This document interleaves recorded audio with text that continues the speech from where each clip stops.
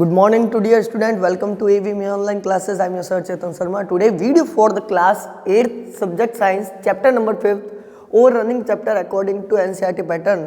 The name of chapter is coal and petroleum. बच्चों हम लोगों को जनरली इस चैप्टर में दो मेन कंपोनेंट्स के बारे में जानना है जो एनर्जी के सोर्स माने जाते हैं, या आज ऐसा भी कह सकते हैं कि प्रेजेंट टाइम में जो है इनकी वैल्यूबल बहुत ज़्यादा है। ठीक है ना, क्यों? क्योंकि इनका अमाउंट धीरे धीरे ख़त्म होता जा रहा है और ये गुड सोर्स है फ्यूल के। तो जनरली हम लोग इसको उस पर्पज़ से ज़्यादा हम लोग इसको डिटेल में पढ़ेंगे। कोल में आप लोगों को बता चुका था कि कोल क्या होता है। कोल एक्चुअली कार्बन से फॉर्म्ड हुआ सब्सटेंस है और कोल, ध्यान से सुनना, कोल को कोयला बोला जाता है। अब कोयला जो है उसमें कार्बन के कितने परसेंटेज है उसके बेस पर मैंने कोल के क्लासिफिकेशन भी कराए थे, एंथ्रासाइड, लिग्नाइट, बिटुमिनस, पीट। ठीक है ना, उनमें मैंने परसेंटेज के अकॉर्डिंग आप लोगों को बताया था कौन सा बेस्ट क्वालिटी का होता है और कौन सा सबसे खराब क्वालिटी का होता है। तो बच्चों अब तक तो हम लोगों ने कोल के बारे में तो पढ़ लिया, अब कोल के बारे में आगे और क्या पढ़ना है। कोल, ध्यान से सुनना, कोल नेचर के अंदर एग्जॉस्टेबल फॉर्म में पाया जाता है। सबसे पहले तो मैं आप लोगों को ये बता दूं, ये नेचर के अंदर कैसा है बच्चों, ये एग्जॉस्ट होने वाला है। एग्जॉस्टेबल, एग्जॉस्टेबल का मतलब ये होता है कि ये कभी ना कभी कभी ना कभी आने वाले टाइम में या आने वाले फ्यूचर में ये एंड हो सकता है। यानी कि इट मीन्स ये नेचुरल रिसोर्सेज तो है लेकिन ये ऐसा नेचुरल रिसोर्सेज है जो कि लिमिटेड अमाउंट में।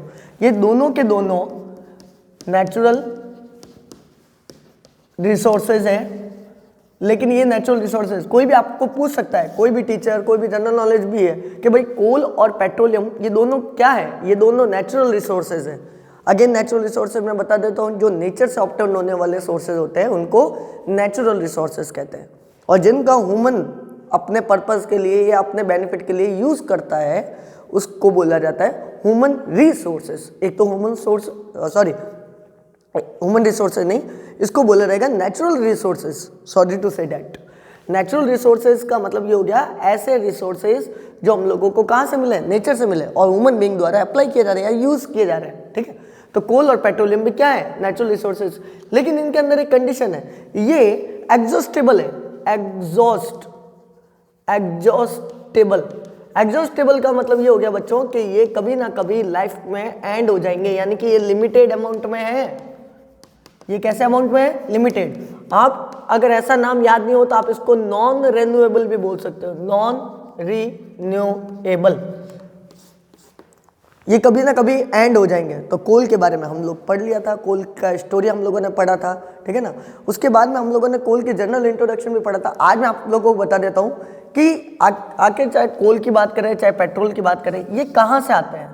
ये आता है आप लोगों का एक सब्सटेंस होता है कार्बन, जो कि एक ग्रीक वर्ड से आया हुआ है कार्बो, और कार्बो का मतलब होता है ब्लैक सब्सटेंस। ठीक है ना, तो वहाँ से ओरिजिनेट हुआ है। और कार्बन की एक प्रॉपर्टी होती है एलोट्रॉप प्रॉपर्टी।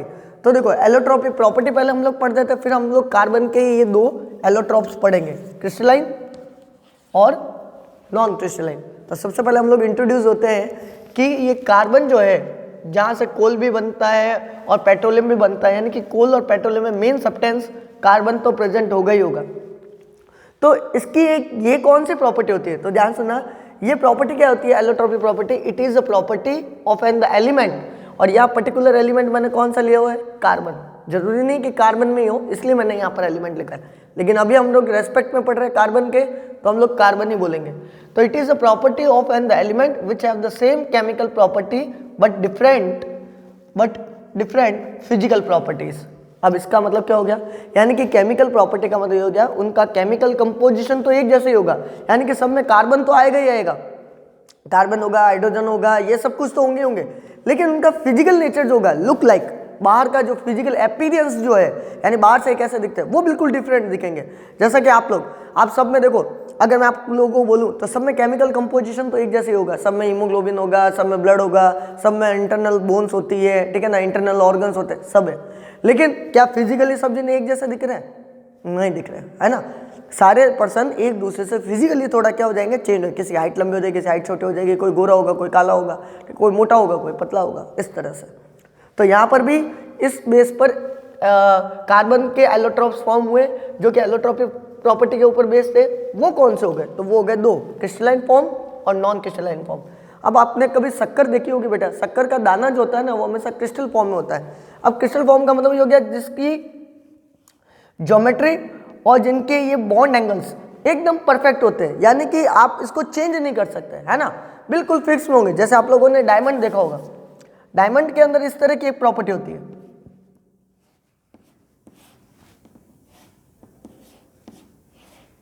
ये डायमंड होता है। तो डायमंड ने क्या कर दिया, ये एंगल, ये एंगल, ये एंगल और ये एंगल, ये फिक्स एक सर्टेनिटी बनाते हैं, तो एक ज्योमेट्री बन जाती है और ये ज्योमेट्री हमेशा सर्टेन रहती है, यानी कि फिक्स रहती है। उनको बोला जाता है क्रिस्टलाइन एलोट्रॉप्स। और ये क्रिस्टलाइन एलोट्रॉप्स किसके पढ़ रहे हैं हम लोग, कार्बन के। तो कार्बन के क्रिस्टलाइन का मतलब क्या हो गया, fix bond angle, bond angle fix हो गया। बॉन्ड एंगल का मतलब हो गया जो कार्बन जो है वो दूसरे कार्बन के साथ में जो बॉन्ड बना रहा है वो बिल्कुल कैसा हो गया, फिक्स हो गया। फिक्स ज्योमेट्री हो गई, ज्योमेट्री भी फिक्स हो गई, और फिक्स शेप हो गया, शेप भी फिक्स हो गया। तो ये कौन कौन से हो सकते हैं, डायमंड, ग्रेफाइट और फुलरिन। ध्यान से सुनना बच्चों, इनको इन डिटेल अभी आप लोगों को नहीं पढ़ना, क्यों, क्योंकि ये क्लास 10th में एज इट इज आप लोगों को पढ़ना पड़ेगा, ठीक है ना।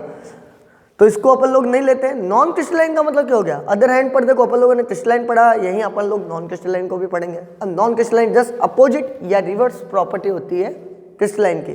क्या चीज़ आ जाती है इसके अंदर, इसमें आ जाता है not fix bond angle, bond angle कोई फिक्स नहीं होते, not fix geometry, geometry fix नहीं होती, नॉट फिक्स शेप, शेप भी फिक्स नहीं होता है।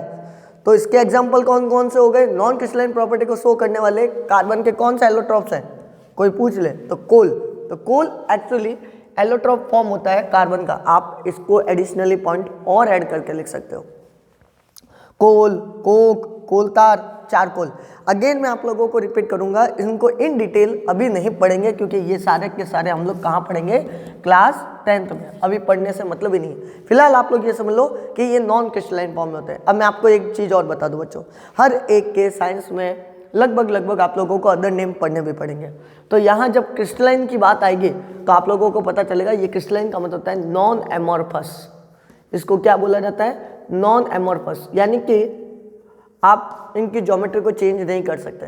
जबकि नॉन क्रिस्टलाइन का मतलब ये होता है एमॉर्फस, यानी आप उनकी ज्योमेट्री को चेंज कर सकते हो, ठीक है। तो ये एमॉर्फस कहलाता है। क्लियर हो गया, आगे बढ़ते हैं। ये एक अगली हेडिंग डाल देना आप लोग कॉपी में, जब नोटबुक में आप लोग नोट्स बनाओ तो ये अगली हेडिंग होगी, क्या हो जाएगा, यूजेस ऑफ कोल। अब कोल के यूजेस भी पढ़ लेते हैं हम लोग, जिसको पढ़ रहे हैं एक्चुअली उसका पर्पस तो पढ़े हम लोग, क्यों पढ़ रहे हैं, इसका इंपॉर्टेंस क्या है।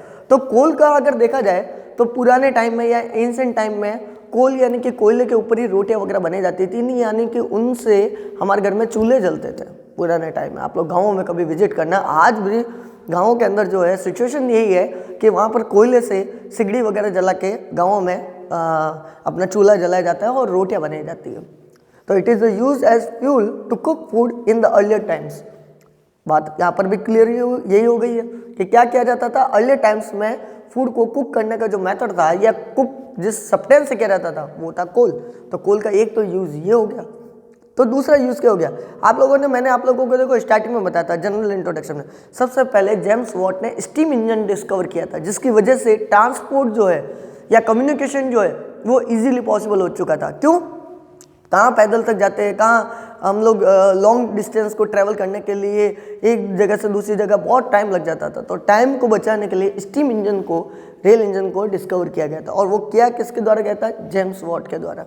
तो उसने स्टीम इंजन जो बनाया ना, वो रेलवे इंजन जो वर्क कर रहा था वो कोल की बर्निंग पर वर्क कर रहा था। तो कोल से बर्न होकर उससे एनर्जी से उन्होंने इस तरह का सब्सटेंस बनाया जिसकी वजह से वो रन करना शुरू कर दिया। तो स्टीम इंजन जो था वो कोल की डिस्कवरी के बाद नहीं हो पाया। कोक, कोलतार, ये देखो यहाँ पर लिखा हुआ मैंने, कोक, कोलतार और कोल गैस जो भी होते हैं ये इसके साइड प्रोडक्ट होते हैं। यानी कि कहीं ना कहीं आप लोगों को कोल पढ़ोगे तो अल्टरनेटिव ये सारी चीज़ें भी आ जाएगी, जो कि हम लोग इन डिटेल में, इन डेप्थ में हम लोग कहाँ पढ़ेंगे, 10th क्लास में पढ़ेंगे। ओके बच्चों, आज तक के लिए इतना नोट कर दीजिए आप लोग। अगला वीडियो जब मेरा आएगा तो हम लोग पेट्रोलियम के बारे में ही पढ़ेंगे, क्योंकि हम लोगों ने कोल के बारे में जितना पढ़ सकते थे इन डिटेल में हम लोगों ने पढ़ लिया। अगेन मैं रिपीट करूंगा, ये 2 टॉपिक मैं आप लोगों को 10th में पढ़ाऊंगा। ओके, जब तक खूब पढ़िए, अच्छे से रहिए, मज़े से रहिए। Thank you.